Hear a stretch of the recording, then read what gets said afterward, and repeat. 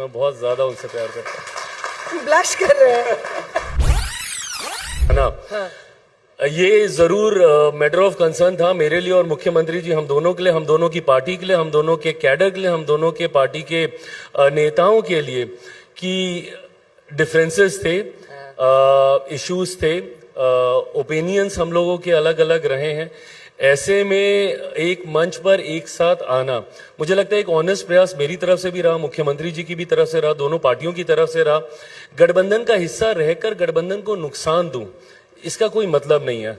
Either then you don't be the part of that alliance, अगर आपको बिल्कुल ही विश्वास नहीं है। और मेरे पास ये विकल्प हमेशा था कि मैं बाहर ही रहता, उस गठबंधन में वापस नहीं जाता।